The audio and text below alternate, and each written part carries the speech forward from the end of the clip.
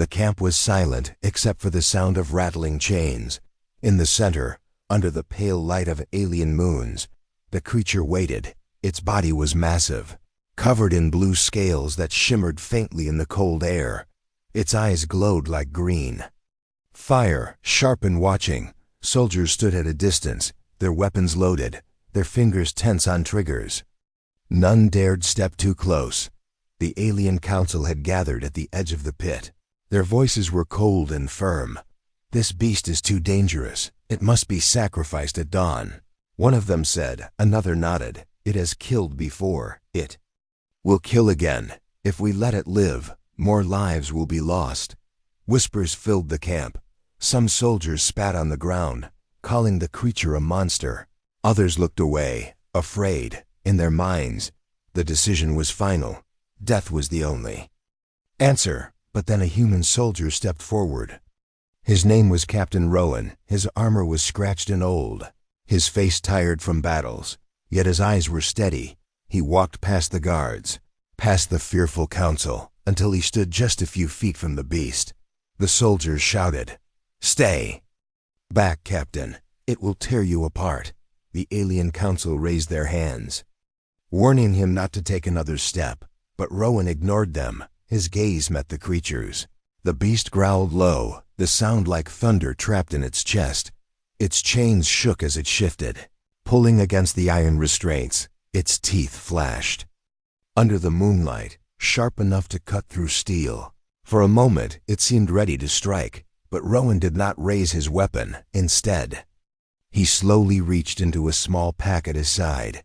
He pulled out a piece of dried food, simple rations meant for soldiers. Holding it in his hand, he knelt down. His voice was calm, steady. "You're hungry, aren't you?" The crowd gasped. Soldiers aimed their rifles, ready to fire if the beast attacked. The alien council whispered among themselves, certain that the human had lost his mind. The creature's glowing eyes flicked from the food to the man.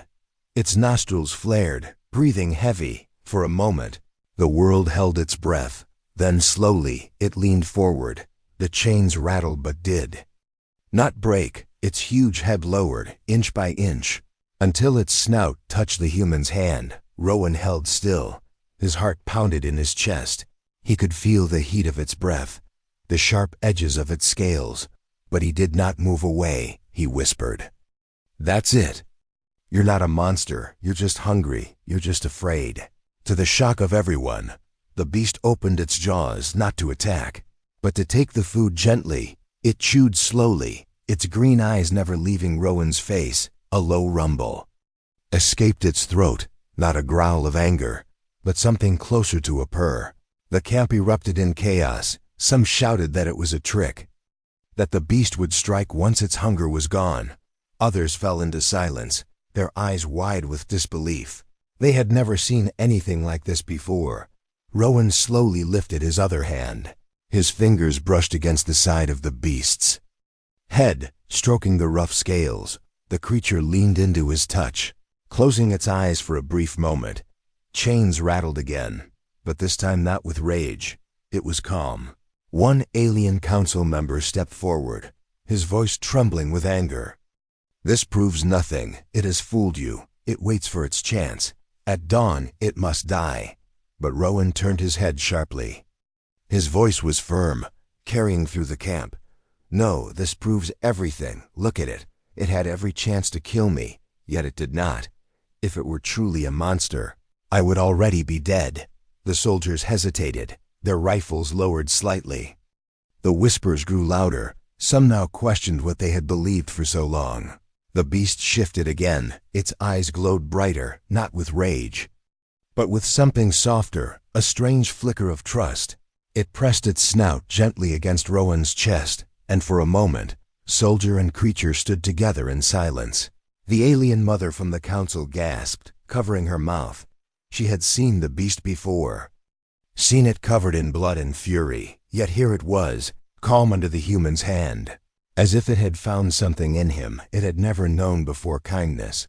The night grew colder, but inside the pit, something had changed. A fragile bond had been formed, fragile but powerful. Rowan looked back at the council, his hand still stroking the beast. If you kill it, you will kill more than a creature. You will kill a chance to prove that even the darkest beasts can be reached with compassion. Let it live, and you may find an ally where you only saw an enemy. The words hung heavy in the air. Some soldiers lowered their eyes, ashamed of their fear. Others still clung to their doubts. But none could deny what they had just seen with their own eyes. And so the first spark of hope flickered in the darkness. A human, a beast, and a choice that would change everything. The camp did not sleep that night. Soldiers whispered by the fires, their voices filled with confusion and fear. They had seen with their own eyes the beast take food from the human's hand. They had seen it lean into his touch instead of tearing him apart, and still, many could not believe by dawn. The alien council gathered once more. Their leader, cloaked in silver, spoke with cold authority. The beast remains dangerous. What happened last night was luck. Nothing more. We cannot risk its freedom. It must be sacrificed. The decision stands. The soldiers nodded uneasily. Some agreed. Some hesitated. But one voice rose above the rest, Captain Rowan's. He stepped forward, his boots striking hard against the stone floor. His eyes blazed with fire. No, he said firmly. His voice echoed across the camp. What happened last night was not luck. It was proof. Proof that this creature can feel trust. Proof that it is not the monster you claim it to be. Gasps rippled through the crowd. A human soldier defying the council was rare, dangerous, and foolish. The alien council leader narrowed his eyes. You overstep, Captain. Your compassion blinds you. Do not forget, you serve under our command. Rowan did not back down. His hand rested on the hilt of his blade. Not in threat, but in steady resolve. I serve humanity, and humanity does not kill out of fear alone. This beast deserves a chance to live. The words struck the soldiers like lightning. Some stared at him in shock, others muttered angrily. The council's guards tightened their grip on their spears. The alien mother, who had been silent until now, spoke with trembling voice. Captain, you do not understand. This creature has destroyed villages. It has taken lives. My own brother fell to its fury. Can you look at me and say it deserves mercy? Rowan turned to her. His gaze softened, but his words were steady. I will not deny the blood on its claws, but I saw something different. I saw hunger, fear, and pain. I saw a soul chained and broken, not a monster. Tell me, do you not see the scars across its body? Do you not wonder who put them there? The mother's eyes wavered. She remembered the sight of those scars, deep lines burned into the beast's scales, marks too cruel to be natural. Her lips trembled, but she said nothing. The council leader raised his staff, slamming it against the ground. Enough, he thundered. You risk the safety of us all with your foolish heart. At dawn the beast dies. That is final. But Rowan stepped closer, his voice rising. Then you will have to go through me. Silence fell, sharp and heavy. The soldiers froze, staring in disbelief. Had a human just challenged the council openly? Rowan stood tall, his figure unshaken. If you kill this creature, you kill a chance for peace. You kill the proof that even in the darkest corners of this galaxy, kindness can still change fate. His voice carried to every soldier, every council member. I will not allow it. The beast shifted in its chains, its green eyes fixed on Rowan, as if it understood, as if it knew this man was fighting for its life. It growled softly, not in anger, but in something close to loyalty. The soldiers began to argue among themselves. Some shouted that Rowan was mad, that he endangered them all. Others whispered that maybe he was right, that maybe they had judged too quickly. Dr. Halden stepped forward, his face pale but determined. I examined the creature, he said. Its wounds are deep, old, and cruel. This was no natural killer. It was made into one, forced into rage by pain. If Rowan is right, then killing it will not protect us. It will only bury the truth. The council leader glared at him. You dare stand with him? Halden's voice shook, but he did not step back. I stand with what I saw, and what I saw was not a monster. The tension grew heavy. Soldiers gripped their weapons, unsure of which side to stand on. The council's guards shifted nervously. The fate of the beast now seemed tied to more than just chains. It was tied to the future of trust between human and alien. Rowan turned to the crowd, his voice steady. You fear what you do not understand, but I ask you, when has fear ever led to peace? When has killing the unknown ever made us safer? It only breeds more hatred, more war. Let us be different this time. Let us try compassion instead of cruelty. The king Alien mother's eyes filled with tears. She looked at the beast, then at Rowan. Her hand trembled as she whispered, Perhaps you are right. The council leader's face darkened. His authority was crumbling. His voice thundered again. This is madness. You will doom us all. Rowan raised his chin. His words came like steel. No, I will save us all. One act of mercy can do more than 1,000 acts of fear. The beast shifted again, lowering its head toward Rowan. The glow in its eyes softened. Chains rattled gently as it breathed. A quiet symbol of trust between man and beast. The camp watched in silence, caught between fear and awe. The human had defied them all, and for the first time, doubt began to spread, not about Rowan, but about everything they had believed of the beast. And so the defiance began. A single man standing against fear, holding nothing but his courage and his compassion. The camp woke restless the next morning. Tension hung in the air like a storm waiting to break.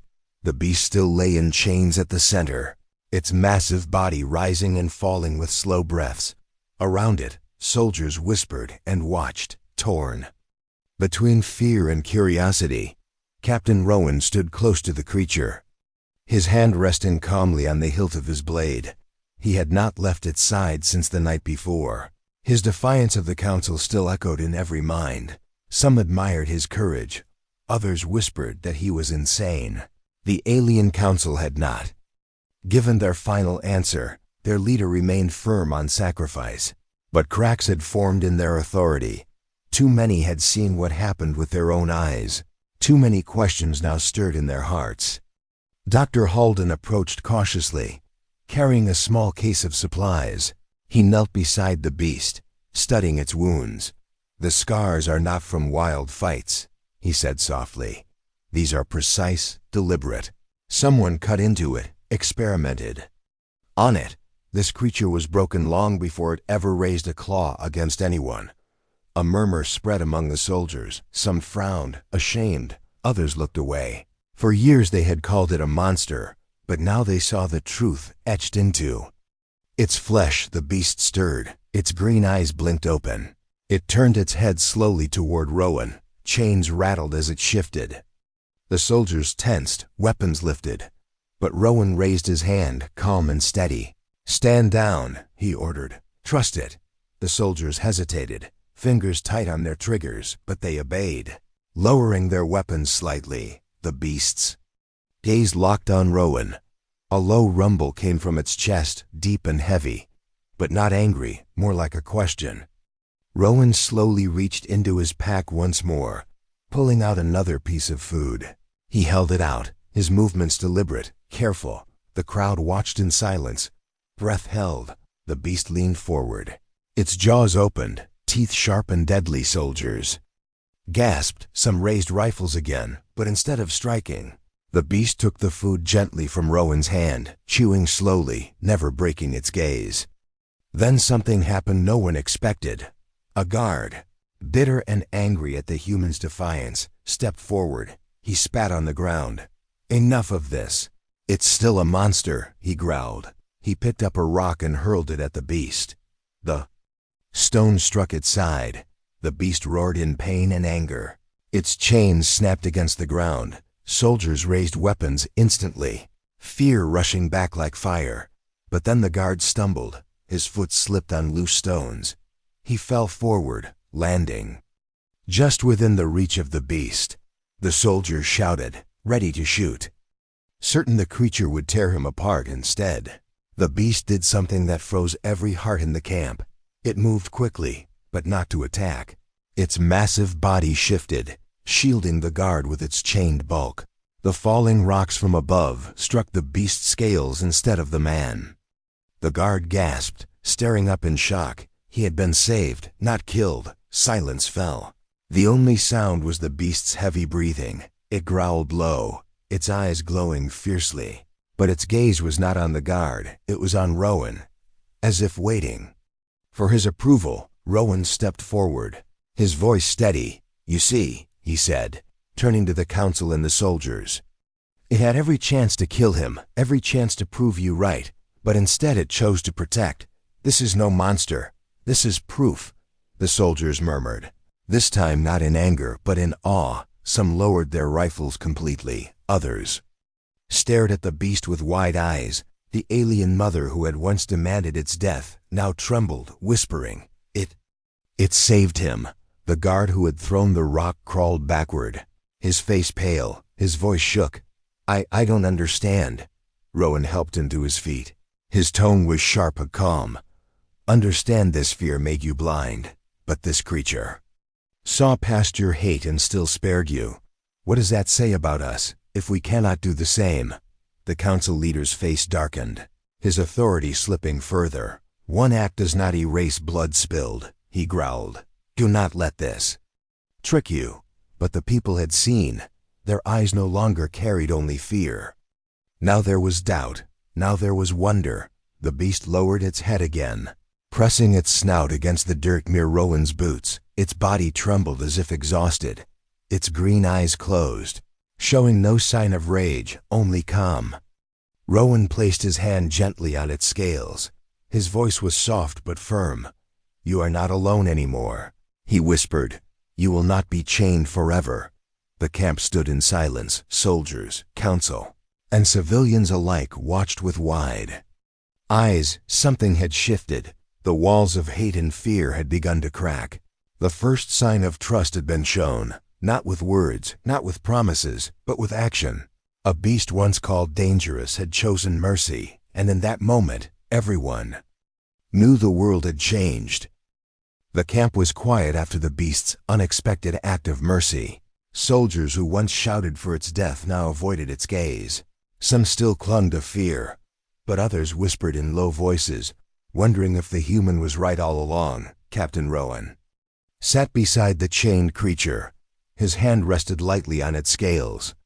The beast did not resist. Its green eyes closed, its massive body breathing slow and heavy. For the first time it seemed at peace. Dr. Halden worked nearby, his eyes sharp as he studied the scars across its body. "These wounds," he muttered. "They were not made in battle. They are too precise, too deliberate. These are the marks of knives, of fire, of chains. Someone did this to it." Rowan looked up sharply. "You mean it was tortured?" Halden nodded grimly.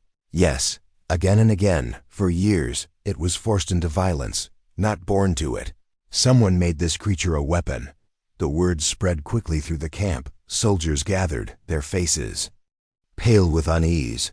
For years they had believed the beast was a monster. Now they realized it was a victim. The alien mother, who had once demanded its death, stepped closer. Her voice trembled as she spoke. "My people said it destroyed villages. They said it killed without mercy, but now I see those scars. They were not made by nature. They were made by hands, our own leaders' hands." Her confession rippled through the crowd. Anger and shame rose in equal measure. Some soldiers clenched their fists. "So they lied to us," one growled. "They gave us fear to control us." The council leader stepped forward, his cloak shining in the dim light. His voice thundered with anger. "Enough. You will not listen to this madness.